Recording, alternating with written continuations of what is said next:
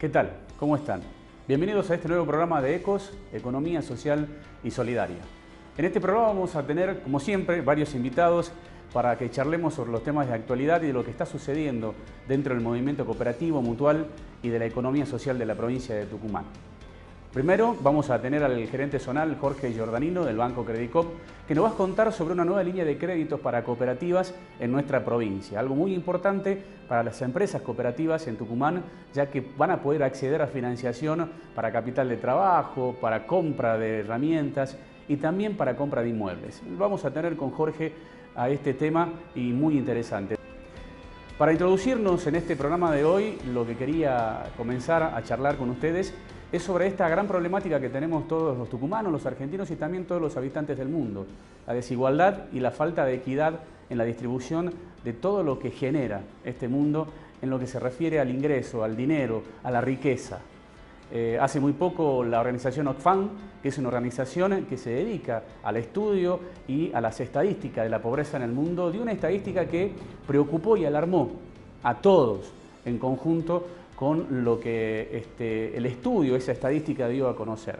En primera instancia, hasta hace más de 2 años, en el 2015, Oxfam había determinado que 166 personas en el mundo, los que entraban en un avión, en un Boeing 737, los que hacen vuelos de cabotaje en nuestro país, tenían el 80% del dinero del mundo, de la riqueza del mundo. En el 2015, esos 166 se transformaron en 88, que tienen el 80% de la riqueza del mundo. Lo que dio en el último estudio de Oxfam para el año 2016 realmente fue alarmante, porque únicamente 8 personas, escuchen bien, 8 personas tienen el 63% de la riqueza del mundo. Preocupante.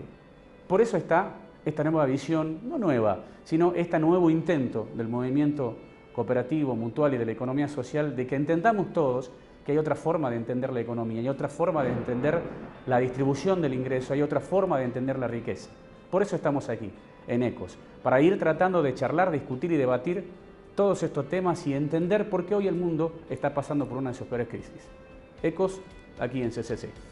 Continuemos con ECO, Economía Social y Solidaria, y como lo anticipaba en la introducción del programa, tenemos la visita del gerente zonal del Banco Credicop Cooperativo, el señor Jorge Giordanino. Jorge, gracias por venir. ¿Qué tal? ¿Cómo estás? Gracias a ustedes. ¿Cómo anda usted, amigo? Gracias. Todo bien, espectacular. Gracias por recibirnos. Digo, yo gracias por venir, digo, pero estamos en la casa de los cooperativistas y nos estás permitiendo poder grabar los programas acá. No, a la inversa. La verdad que a nosotros nos pone orgullosos que hayas comenzado con este programa y con este proyecto. Sí, nos pone muy bien.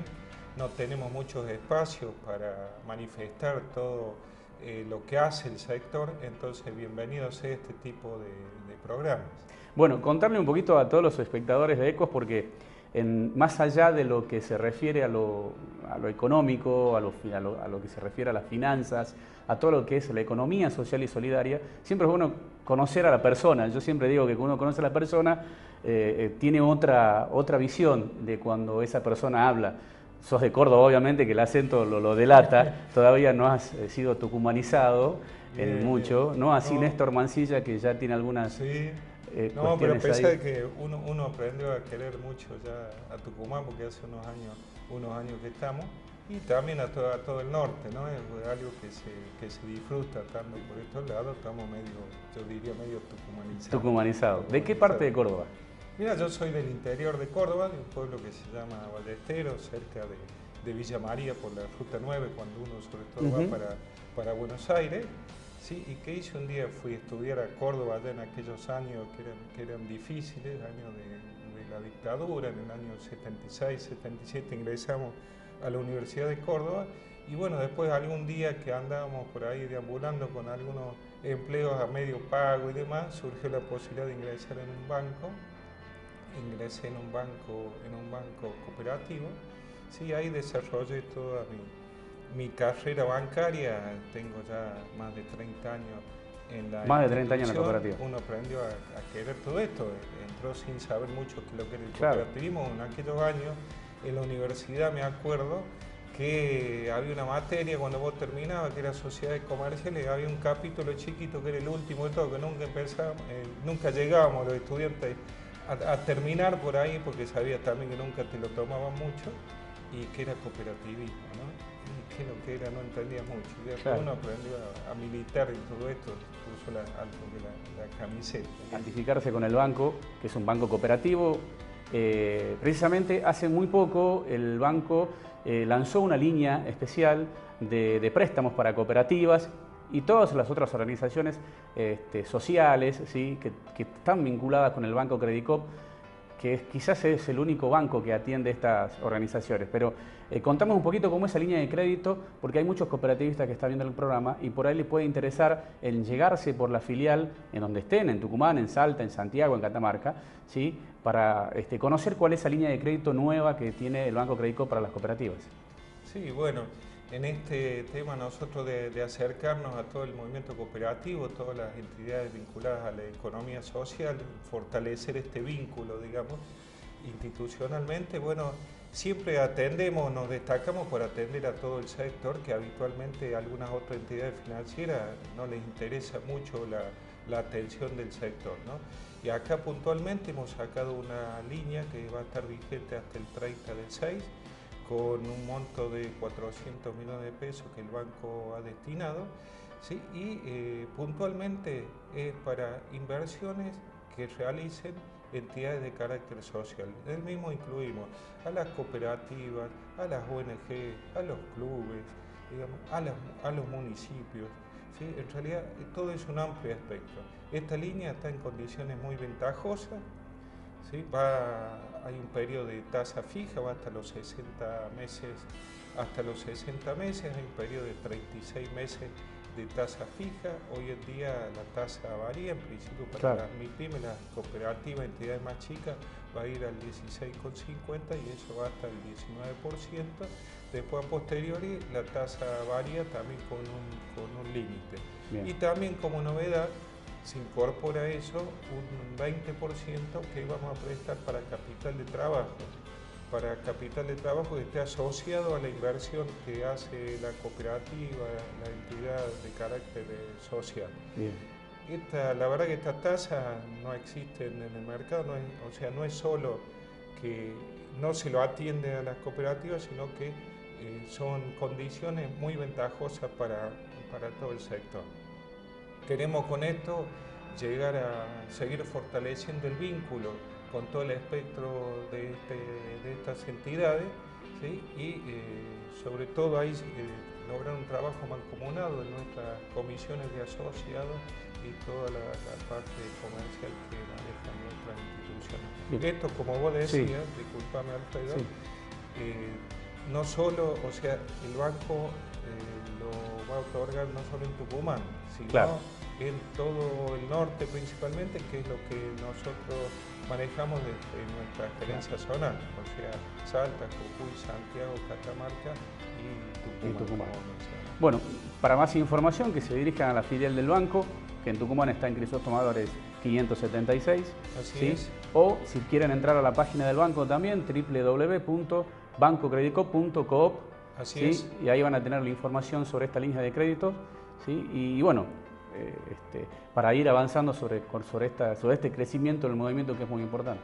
Así es, le pedimos a todas las entidades hermanas que se acerquen. Nosotros tenemos un listado que estamos yendo a visitar, pero seguramente alguna no llegaremos, así que estamos en nuestra filial esperándolo, no solo por el tema crediticio, sino que nuestro objetivo es lograr un vínculo integral con la institución que se nos acerca o a la cual nosotros podemos acercar. Jorge, muchísimas gracias. No, al revés, Alfredo, muchas gracias a ustedes. Bueno. Saludos a los oyentes. Jorge Giordanino, gerente zonal del Banco Credicop, estuvo aquí en ECOS, en Economía Social y Solidaria.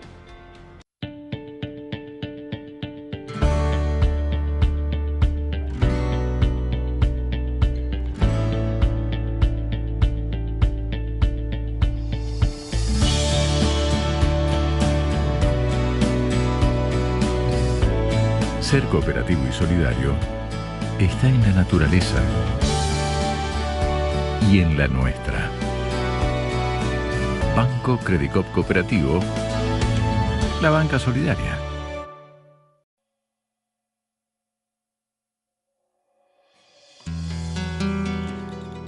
En las entrañas de nuestro país, cerca de las costas del río Paraná, y donde nació también la bandera celeste y blanca que tanto nos enorgullece, nace en 1958 el Instituto Movilizador de Fondos Cooperativos, institución madre, promisoria y referente del movimiento cooperativo argentino.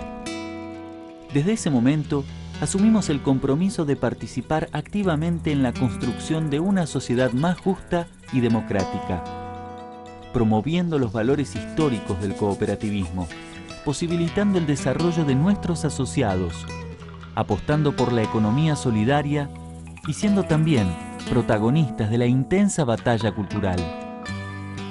Para estrechar la relación con las cooperativas, el Instituto Movilizador cuenta con filiales en las diferentes regiones del país. Asimismo, el IMFC integra y coordina redes para el otorgamiento de microcréditos y cuenta con un departamento especializado para la elaboración de proyectos, los cuales incluyen alternativas de financiamiento. Con la defensa de la democracia y de los sectores populares ha sido una constante. Por eso, siempre que fue necesario, sumamos documentos para profundizar el debate político en la sociedad, porque sin ideas, sin participación, sin acción, no hay cambio posible. Por eso renovamos nuestro compromiso recientemente, una vez más, para seguir caminando hacia la utopía y decir, como ya lo han hecho miles en diferentes latitudes y épocas, otro mundo es posible. Estamos acá con el doctor Pedro Páez Pérez, es superintendente del control de poder de mercado del Ecuador. Vino acá al Banco Credicop a darnos una conferencia sobre el nuevo escenario económico en América Latina, la era Trump. Bienvenido, doctor, ¿cómo está? Encantado de estar acá en Tucumán, es mi primera vez, es una ciudad muy bonita, gracias. Bueno, cuéntenos un poquito de qué se va a tratar esta conferencia. Bueno, yo creo que es muy importante que en América Latina discutamos con mucha seriedad. Los tiempos son muy difíciles, los desafíos que se están planteando para América Latina son enormes. Tenemos una necesidad, más allá de izquierdas y de derechas, de discutir de manera urgente cuál va a ser la respuesta que da el continente a estas transformaciones que exacerban los procesos de conflicto a nivel mundial debido a la crisis estructural de sobreproducción. ¿Usted vino acá a Tucumán por algún otro motivo o puntualmente para la conferencia esta? Bueno, yo vengo al Congreso celebrando los 70 años de SADOP, que ha tenido lugar ahora en Tucumán. Estamos con los docentes privados de todo el país. Estoy muy honrado de que hayan tenido la gentileza de invitarme. Hemos podido discutir algunos de estos temas con ellos. El tema de la educación es central para el continente, justamente para mirar con optimismo el siglo XXI, y ahora tengo la posibilidad de conversar con esta experiencia tan importante para América Latina, que es este banco nacido de las cooperativas, ¿no? Para adelantar un poquito de qué se trata, de qué vamos a conversar y de qué vamos a tener el gusto de escucharlo hablar en la conferencia, ¿cómo se está presentando ahora sí de manera resumida el escenario en América Latina, el escenario económico?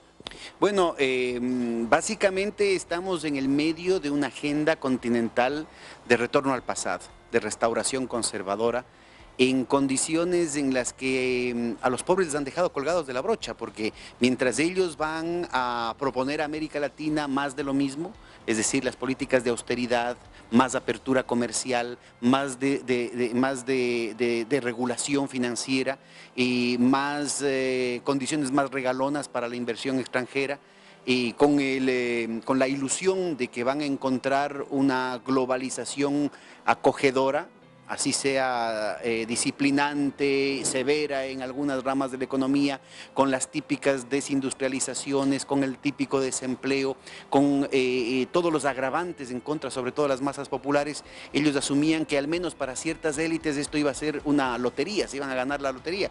Y, por ejemplo, lo que se está evidenciando con el presidente Trump en los Estados Unidos, con el Brexit, con la posibilidad de ganancias de la extrema derecha proteccionista en la Europa continental es todo lo contrario. Entonces, la crisis global del capitalismo, la crisis de sobreproducción, la guerra de divisas, la guerra comercial, la guerra financiera que se está dando, ahora va a tener un capítulo de particular intensidad en contra de las perspectivas de América Latina, y por eso yo creo que propuestas como las que ha hecho el presidente Correa del Ecuador, de que paradójicamente es el momento de la unidad latinoamericana, así esa idea pueda inclusive repugnar a algunos de los gobiernos de signo derechista que están accediendo al poder en el continente, a pesar de que esto podría estar totalmente contradictorio con el escarmiento que quieren dar a los pueblos del continente de esa vocación latinoamericanista, de la construcción de la patria grande, pues resulta ser que se convierte en la única salida, inclusive de sobrevivencia, de estas élites que han apostado a una globalización que se muestra a sí mismo como insostenible. Entonces vamos a encontrar una cantidad de sorpresas, y esas sorpresas no son únicas en la historia. Aquí ustedes tienen la figura de Raúl Prebisch, por ejemplo, ¿no? Que era la figura, el Golden Boy de la sociedad rural argentina, educado en las tradiciones más ortodoxas del neoliberalismo de ese entonces, del neoclasicismo de ese entonces, para construir el Banco Central. Y sin embargo la crisis internacional le obligó a cambiar, y un poco de honestidad intelectual hizo que Raúl Prebisch se convierta en la figura, en el referente teórico que se convirtió, y que además yo tuve la suerte de conocerlo al final de sus días, y él nos contaba, ¿no?, de sus orígenes conservadores y cómo terminó trascendiendo, inclusive demandando no solamente la insistencia en la unidad latinoamericana, sino la necesidad del socialismo para América Latina. Y particularmente en lo que tiene que ver con nuestro país, acá se habla en algunos sectores sobre un ciclo que se da siempre, que va desde lo que es la política popular hacia las políticas también más derechistas, como dice usted, como que indudablemente siempre tenemos que volver al mismo ciclo. ¿Usted al respecto qué piensa? ¿Qué piensa que es lo que está pasando en nuestro país en este momento? Bueno, esa ley del péndulo peca de descriptiva, ¿no? Y el núcleo de verdad que tiene hace referencia a la permanente hostilidad que tienen las élites del continente, la oligarquía y el imperio, para deshacer lo poco que se avanza en términos de conquistas sociales, a la permanente agresividad para recuperar terreno, una codicia sin límites que hace que, por ejemplo, el Ecuador se mantenga, a pesar de todos los cambios y a pesar de las transformaciones mundiales que se dan, como el continente de mayor desigualdad. Entonces, los esfuerzos que se han dado acá en el continente, que son muy tibios, muy importantes, han sido conseguidos sobre la base de muchísima tensión política por lo recalcitrante que es la oligarquía acá en el continente. E incluso esas pocas conquistas sociales que han reducido la pobreza, y sobre todo la pobreza extrema en términos significativos, pero que han mantenido la desigualdad, que es otra medición, en niveles muy altos, ha sido celosamente combatida por parte de la derecha, que ha logrado convencer a un sector importante del electorado, desde la alucinación aspiracional que implica el consumismo y la posibilidad de un ascenso social cada vez más reñido con la evidencia histórica, está generando una situación que pone al continente entero en peligro, porque en la medida en que no podamos construir un mercado interno continental que nos permita endogenizar la prosperidad, la dependencia de la evolución de los mercados internacionales se vuelve todavía más fuerte, en una situación en la que ya ha habido un desmantelamiento histórico de capacidades productivas, y en las que el curso que está tomando esta guerra comercial, esta guerra financiera, va a arrinconarnos en condiciones de una división internacional del trabajo que nos exige una reprimarización cada vez más agresiva, es decir, vincularnos al tema de los recursos naturales. Unos recursos naturales que están siendo codiciados precisamente por las grandes potencias, en condiciones en las que ni ellos mismos creen en el libre comercio, y entonces la solución es sobre la base de la violencia, de la presión, del chantaje, como se han dado en otros episodios similares en la historia. Bueno, muchísimas gracias, Pedro, y quedamos ansiosos para escuchar la conferencia.